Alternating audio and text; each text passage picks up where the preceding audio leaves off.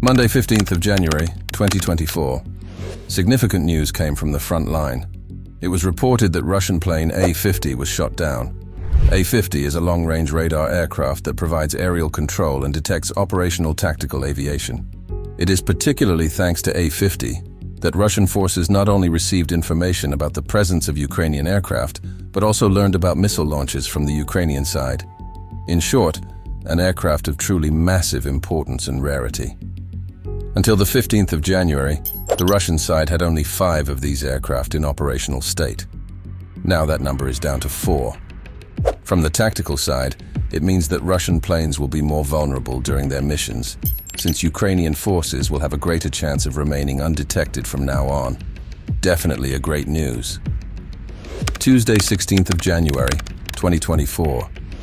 In the Lyman direction, Russians began actively conducting offensive operations in specific sections. In particular, from the northwestern side towards Novomykhailivka, to the south of Terny towards Yampolivka, and to the west of Dibrova, with the newly arrived 169th Motorized Rifle Brigade. The Russian idea behind these attacks becomes clear. They want to eliminate the Ukrainian Bridgehead on the Chornyai-Zarabets River. This is an important strategic location that creates a perfect environment for positional defense because of its terrain. The existence of such a strong bridgehead poses a threat to Russian positions since it allows Ukrainian forces to build up their resources while defending with relative ease. Wednesday, 17th of January, 2024. In the Vuhledar direction, last week's hotspot near Novomykhailivka continues to be the center of a brutal battle of firepower. So far, the settlement continues to be under the control of Ukrainian forces. The enemy conducted a regrouping of its forces and began attacking in several additional locations, in particular towards Pobjeda, with the 150th Motorized Rifle Division, with the goal of reaching 00532 road. In the near future, the Russian command is likely to increase its operations from the northern side. Off the front line, Germany and France that they will provide Ukraine with additional assistance worth €7 billion in 2024.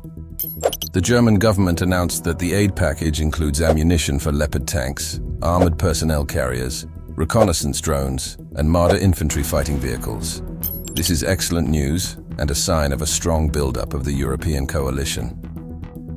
Thursday, 18th of January, 2024. The French Ministry of Defense made an important announcement about launching an Artillery for Ukraine coalition. The goal will be to drastically increase the effectiveness and firepower of Ukrainian artillery forces, a truly massive factor in modern warfare. France will deliver 6 Caesar artillery systems to Ukraine in the coming weeks and supply 50 AASM Hammer glide bombs to Ukraine per month, starting in January 2024. France stated it could also produce an additional 72 Caesar artillery systems for Ukraine in 2024. Friday, 19th of January, 2024. Viktor Orban continues to be a massive pain in the ass for the whole European Union. Hungarian endorser of Vladimir Putin continues to block the decisions to provide Ukraine with more military and financial aid. As a way of countermeasure, the EU Parliament supported a law procedure to suspend Hungary's voting rights within the European Union. The EU notably declared in 2022 that it can no longer consider Hungary a full democracy, but rather a hybrid regime of electoral autocracy, as Hungary's respect for democratic norms and standards is absent.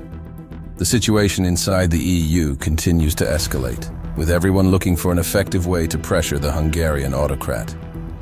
Saturday, 20th of January, 2024. In the Tokmak direction, Russians continued their attempts to push Ukrainian forces back to the initial summer positions. Units of the 76th Divisions conducted several failed attempts to engage with Ukrainian units to the west of Verbov. Similarly, the enemy's 136th Division attacked in the direction of Robotyne. So far, Ukrainians continue to successfully hold their line of defense. In the Avdiivka direction, after failed assaults to push through the Coke industrial plan, the enemy command decided to switch the attention towards the southern side of the city. The units used for this purpose include the 1st and 87th Motorized Brigades. They managed to have a marginal advance, however, did not capture any significant positions. Sunday, 21st of January, 2024. European Union Internal Market Commissioner Thierry Breton stated that the EU will have the capacity to produce 1.3 to 1.4 million artillery shells by the end of 2024. and will ensure that it delivers the majority of the shells to Ukraine. The EU intends to significantly increase its shell production to be able to overpower the Russian war machine. Additionally, NATO plans to announce a major unspecified investment in artillery ammunition on January 23rd. The coalition of the democratic world continues to work towards strengthening its military in the face of unprecedented modern global terror. In conclusion, during this week, Ukrainian forces have eliminated 5,050 personnel, 92 tanks, 144 APCs, 104 artillery systems, 10 MLRs, 71 UAVs of operational tactical level, and 5 anti-aircraft systems.